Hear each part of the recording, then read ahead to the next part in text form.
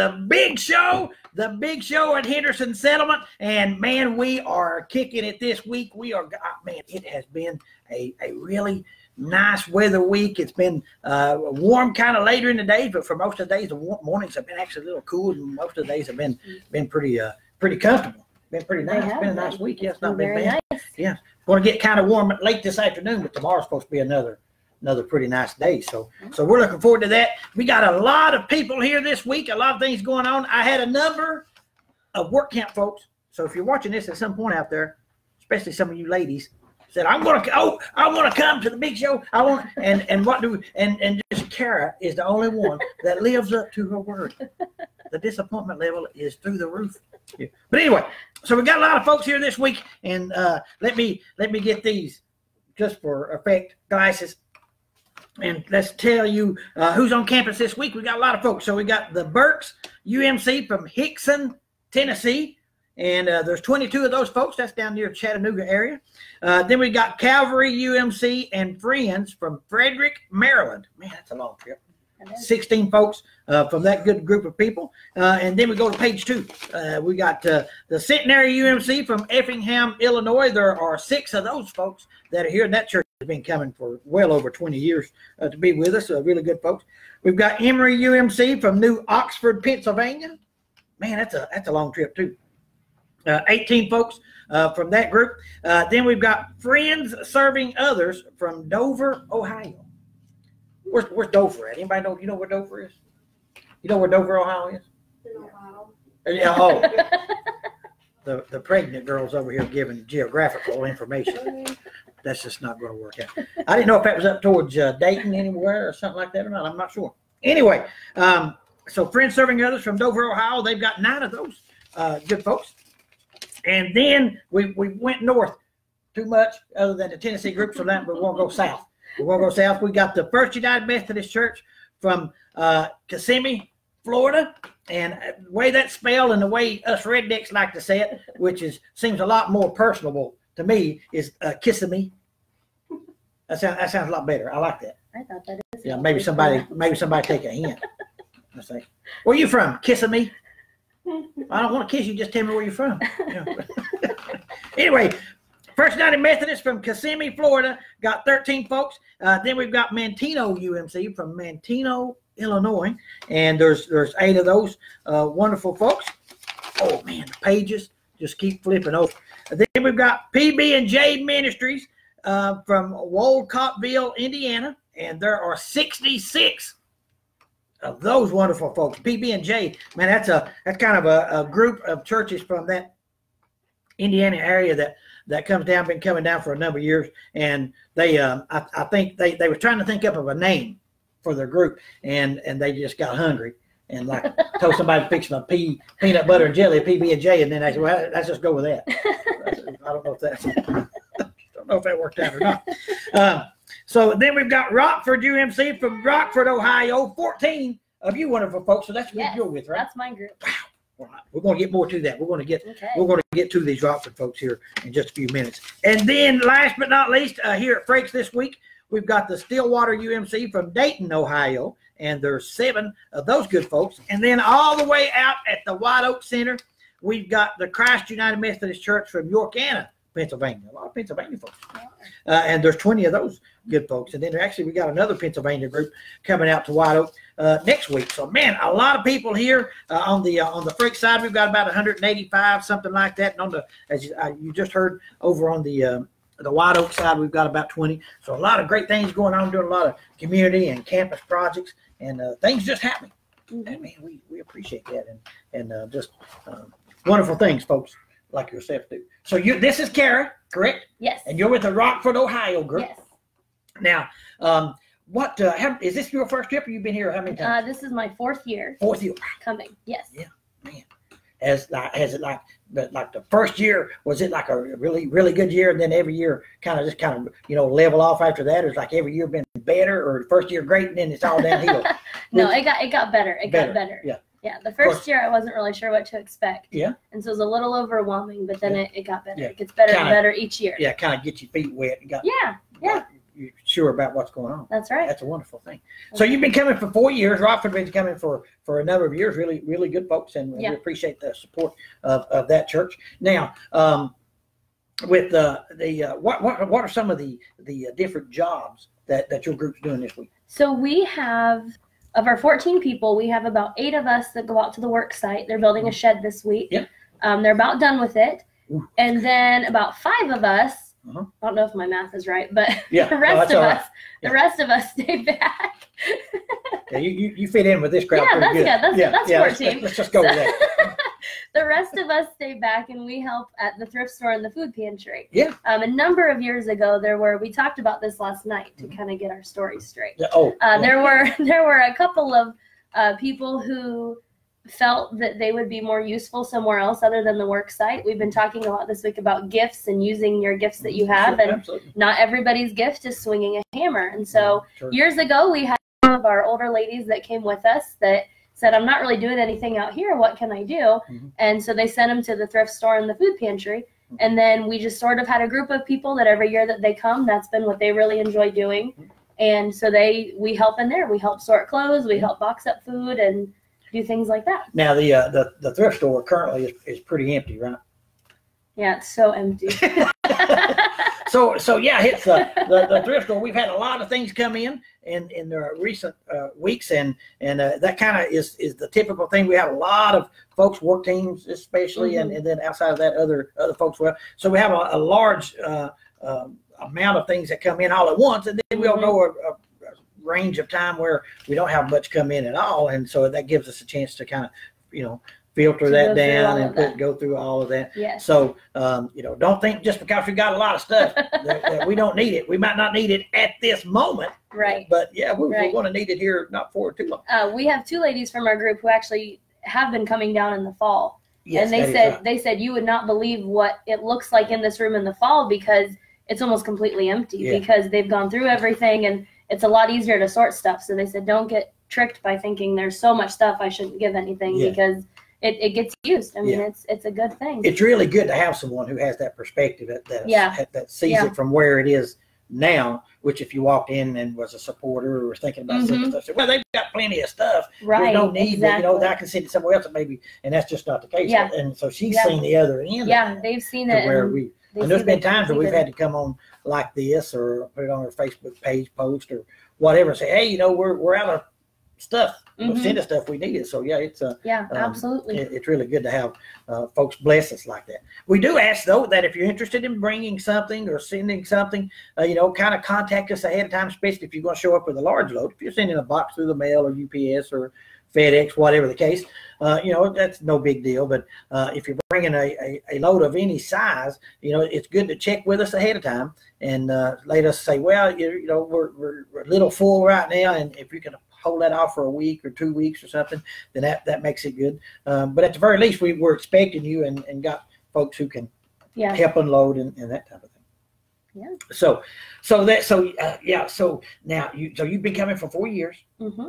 And what kind of, before you did the first trip, how did you first learn about it? Was it just other folks in the group that had been here before kind of speaking about it at church, or how did you learn about it? We actually, my husband is the youth pastor at our church. Oh, yeah? And he's been coming for 5 years. Yeah. And so we've been there for about 5 years now. Mm-hmm. And he grew up in missions, and it's something that we've always done. Just once we got married, we did it together. And so he had done some mission trips projects down in other areas of Kentucky. Mm-hmm. And so they just started talking about like, hey, what is a mission that our church does? Do we go anywhere or anything like that? And they said, we go down to Henderson Settlement every year. And so he and I signed up for the first trip and came down, and we loved it. So excellent.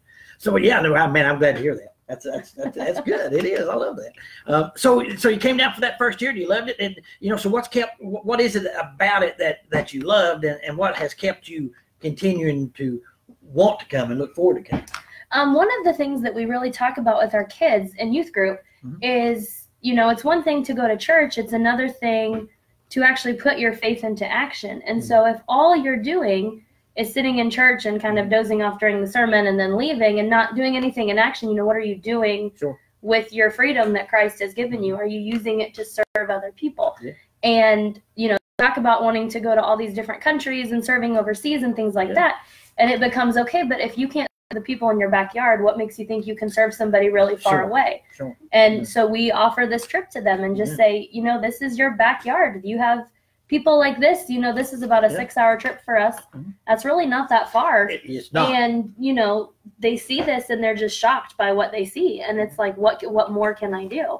And so it keeps them coming back because they always want to see, you know, especially working in the food pantry, I start to see some of the same people year after year. And I get to know people year after year. And so you start to get those connections with people. And you get to talk to them. You get to catch up with them every year and see what's changed, and it's neat to develop those relationships. It is, and I really appreciate you sharing that, because that, you know, and I've said that maybe on Monday night and some of the other programs, but you know, I often worry, or not necessarily worry, but I often feel that, you know, people think that just because I'm going to, you know, help in the food pantry or the thrift store or whatever the case may be, you know, that I'm missing that opportunity to connect with people in the community. That's just not the case. You know, most of the people that work here are community people, and you know, then people coming in to get services at thrift store, food pantry, baby pantry, seniors, whatever, you know, and you've really got a better opportunity to interact with more people, a wider range of folks, and then especially if you do it multiple years, you've got and you recognize there's some of those same people, you know. So that's a really a great bit of information that you shared. I really appreciate that. So you know, what is so you all staying in the mission dorm? Or you staying like in the private housing? We're in the brick house. You're in the brick. Oh, yes. So tell us about that.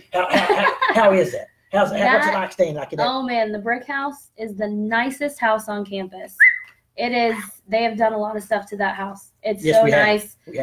Every year when we come back, there's something there. I mean, the year that we come, we're like putting our reservation in for the next year already to make sure that we get that house, because it is. You guys do a great job with that. I'm sure the other houses are too, but I mean, that's like our house now. Like we feel like we have to have that house every year. We love it. So we're just right up the hill here. Yeah, that's a good thing.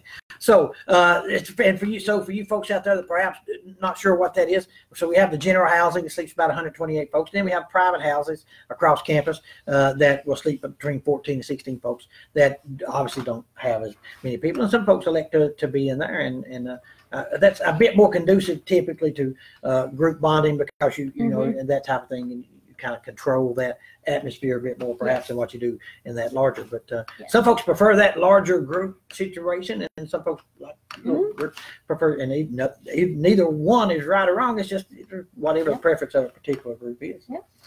So that's wonderful. So you know, so you in past years, this year you're doing the thrift store stuff and the food pantry stuff, and you're doing a building. What are some of the other top things that you've done in the previous 3 or 4 years?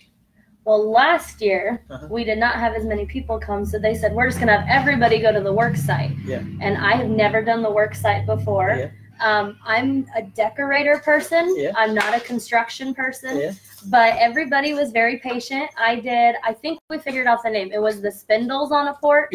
Like the rail things. The banister spindles. I think we had the right term. We were trying to think of it on the web so that I would know what it was called. They let me put those on, and they taught me how to use the tools. And I think that's another neat thing this is the case with any group. But if you have people who are on the work site, maybe just to see what it's like, I mean, everybody's very patient with you, because they want everybody to feel like they're contributing. They don't want somebody to feel like one person is doing all the work.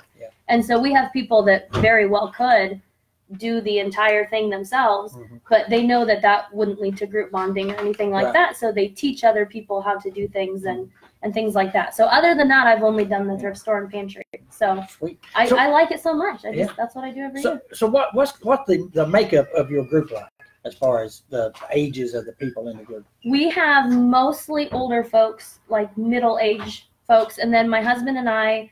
My husband's the youth pastor. He and I are late 20s, and then we have 2 youth kids with us this year who are 14 years old.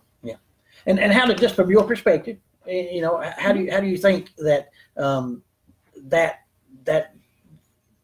those other folks, I'll get it out in a minute, the other folks in the group are feeling about the week, about the trip, and you know, how do you feel like there's something that the youth are really enjoying and that the adults are enjoying, the interaction with the youth. You feel like a really good experience for them. Yeah, absolutely. It's really neat to see how there is kind of a generational gap between our group, but everybody, I mean, we have another church that comes with us that brings a couple people, and it's been so neat to see how I see them once a year, really, when we come on this trip, but they feel like family, when we're all in that house together, everybody, if they're a new person, they still connect with everybody, they still bond with everybody, and it's neat to sit around at night when we have devotions and talk with each other and get to know each other more, and they do a great job of mentoring our younger kids and just teaching them things. Yeah, that's wonderful. If you had to say if there was one favorite thing about being here, whether that, just whatever, I don't want to push you towards one thing or another, but if there's one favorite thing that you love about coming here, whether that's facilities, meals, job, what would you say that might be, just for you personally? Yeah, for me personally, it's very well run here. I mean, everything. No, that's not a paid endorsement. It's not, I promise. We don't have that kind of money. Everything is very coordinated, and it never feels like anything is like, oh no, what are we going to do now? I mean, when we have questions about things, we're always directed immediately to a person and it's answered right away. I'm never wandering around like, what do I need to do? Because we've been told who to speak to about different things. And so there's great communication. The meeting we have on Sunday night where kind of we go over everything. Jerry tells the best jokes, by the way. Don't let anybody tell you differently. Those are my favorite part of Henderson, if I have to be honest. Oh, there you go. It's Jerry's Now, that was a paid endorsement. Yeah, we do. Oh, no, I love your jokes. Oh, my goodness. I tell everybody if it's their first time, wait for Jerry's jokes. They're great. Well, it was funny. It was. I appreciate that.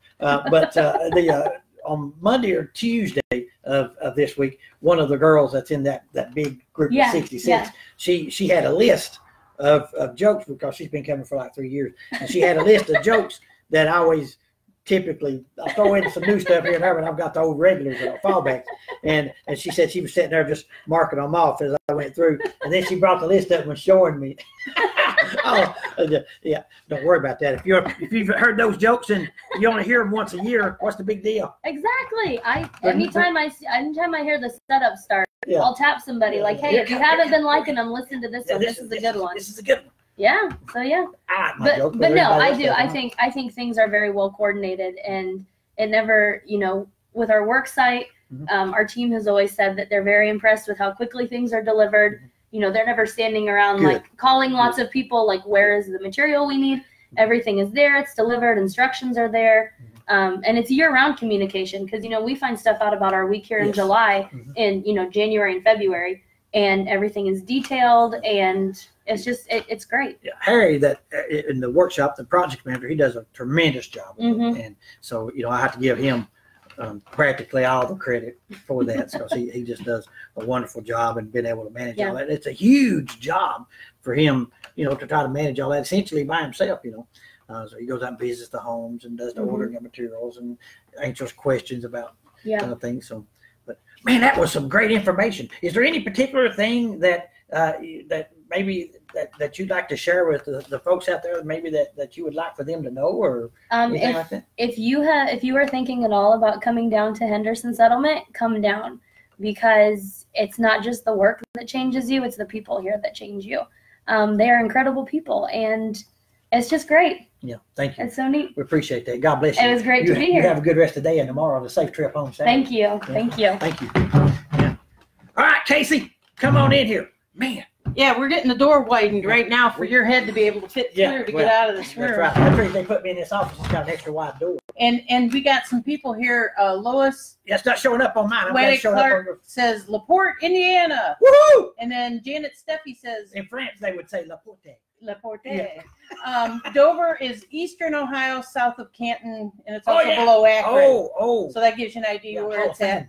And Mary Harris Fry is waving at us. Hey, Mary. Janet Steffi also says, hi, Kara. Oh, you too, Jerry. Oh, yeah. Hey, what's up with that? And then Joy Lehman says, love your Yankees hat. And then hashtag Jeter. And then Joy also says, Bella's loving hearing your voice. Yes. Dog. Yeah. So, This show's gone to the dogs. all that good stuff. Is that what you were saying? Pretty much. Yeah. Yeah. If they'd been here last week, they'd have really thought go to the dog. Might feel it covered up and all that. Orange. Oh, yeah, that was Man, bad. I've had a headache for like a week. Yeah. Just now going away. And the smell has finally went away, Yeah, too, from that. Yeah. Whatever. But, yeah, and we have several people watching, too.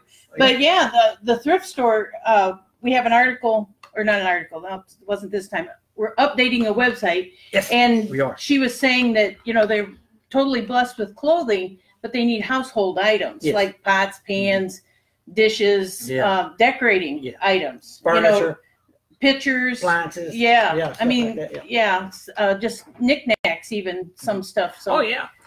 Cute things that, you know, set on shelves or, you know, vases, some stuff like that they lack a lot of those sort of items. Yeah, so absolutely.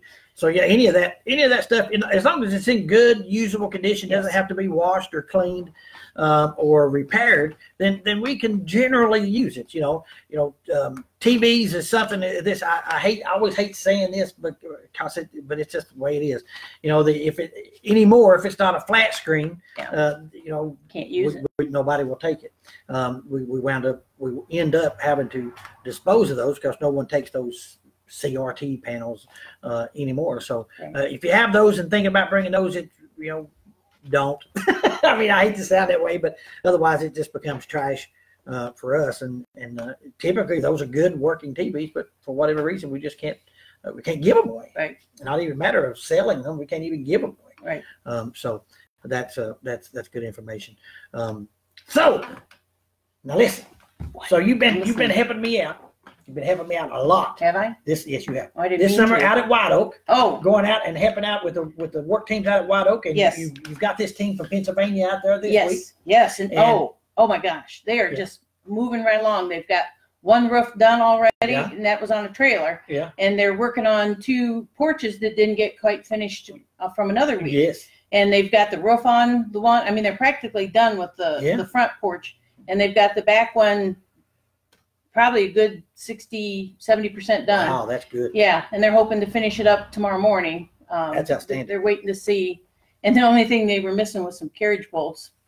They tried to text me while I was out getting some more lumber for them. It's kind of funny. The guy comes back, "Did you get my text?" And I was like, "There's no signal out here, no Wi-Fi, no nothing."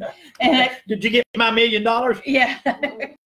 Oh, well, okay. I got the text when I got back here, which is kind of funny. Yeah. So I told him I'd bring him some tomorrow. Just, the duct tape and gum. And hold it together. Yeah, it'll hold it until they get there tomorrow. So that's going well out there. We appreciate those folks out there in White Oak, and certainly we don't want them to feel like they're any less important, and what they're doing is any less important than anything going on here on the Frank side. So we love that folks go out there in that little community and work specifically in that area to help more of those folks directly than what we were able to do from this end. So that's a really good thing. So a couple of things going on. Yes. One is that this weekend up in Lexington, Kentucky, is at the Lexington Legends ballpark, kind of in downtown Lexington. There, it's a beautiful little ballpark. It is. It's a minor league team for the Houston Astros, I think. Is what they're affiliated with. Used to be something else, but I think it's Houston Astros now. May not be, but I'm pretty sure that. But anyway, it's Henderson Settlement Night this Saturday. Yes. Up there. And so we've got some folks that are going to be up there, and we had some tickets and that whatnot, and we actually gave some of those to a church that's in the conference, and they're taking a bunch of folks up there, and there's going to be a table that is set up for Henderson Settlement. If you're up there and you want to stop in and be a part of that, and visit and get some information about the settlement or just support what's going on, certainly we encourage you to do that, and we appreciate those folks. Thousand Sticks is the name of the church. Yeah, Thousand Sticks United Methodist Church, and we hope you all have a great time up there.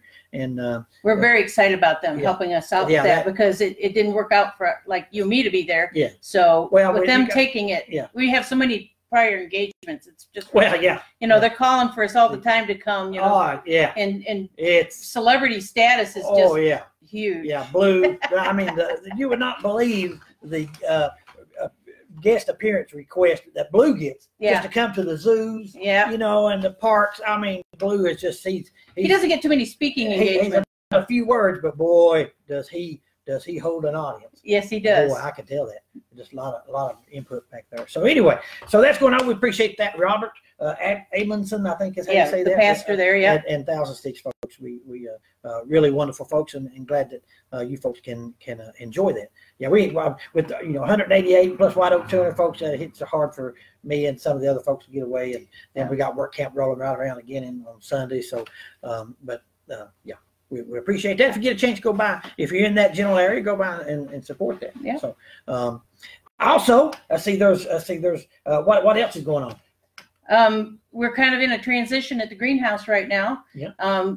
We don't have any more of the spring plants anymore, but we're still growing stuff in number 4. But next month, the high tunnel is going to be going up finally. So like you have to climb up a ladder, and you go through this tunnle. Yeah, something like that. And you come out on the other side. Well, somebody kept calling it a high tower, and I felt like royalty when they kept calling it that. You know, and thought I had to grow my hair long so I could climb down, or somebody could climb up the dark tower. Yeah.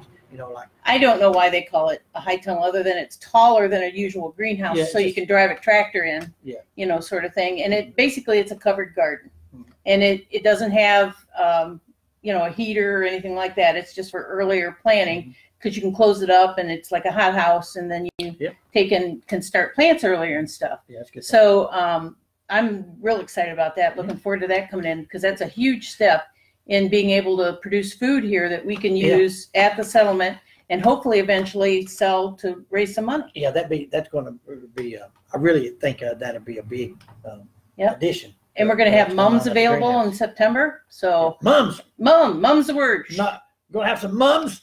We're not going to have any pups. Nope. Just mums. Nope, just mums. You got a spot of tea. Yeah. That's my redneck British. Can I have some more, sir? Yeah. A spot of tea. The fork is a little heavy today. Anyway, so moving right along. Now, additionally, if you let's hope. Yeah. If you have been trying to call. Oh yeah, let's go over this again for sure. And get a host of us. And I know many of you out there, perhaps you're feeling frustrated. I've called and I've called. I've tried to leave messages and there's no voicemail. I'm missing that fella that answers the phone and all that. Yeah. Well, as we mentioned a few times, our phone system took some issues. We don't know if it's a lightning strike or a battery in the CPU of the main unit. Or a combination of all the above. All that stuff. But anyway, we've had some just for the past 3 weeks, just some real headaches with the phone system. For a while, the voicemail was working, and we had maybe a little less than half the total extensions here on campus were working. And then, as we began working on it, other things happened. That seemed to worsen. Yeah. so somebody told me it had to get worse for it to get better. Well, let's hope, because it can't get a whole lot worse. That's something I live by. 6 of us using one phone, it gets a little crowded. The line is. But anyway, so as of today, especially this week, it's been for the past week, I guess, it's been really bad. Voicemail went out. Just if you weren't sitting right at a phone, you couldn't. I mean, somebody had to answer it, or you couldn't do anything. But it appears today, yesterday afternoon, and today, that for the most part, practically all the extensions are back up. The voicemail, I think, came back up midday today, around 11 or 12. We think that's come back up. We hope so. But continue to bear with us. We're trying to get all that back up and going. But we feel like today, at this point right now, we're in a lot better shape than what we are. Yes. Certainly a lot more extensions working than what they were in the past. And a lot less phantom phone calls. Yeah. We got a lot of phantom phone calls there at one point too. Nobody on the line, or they were just disconnected, and all of a sudden we started getting just a huge amount of telemarketing. Oh yeah, I don't know what the deal was with that.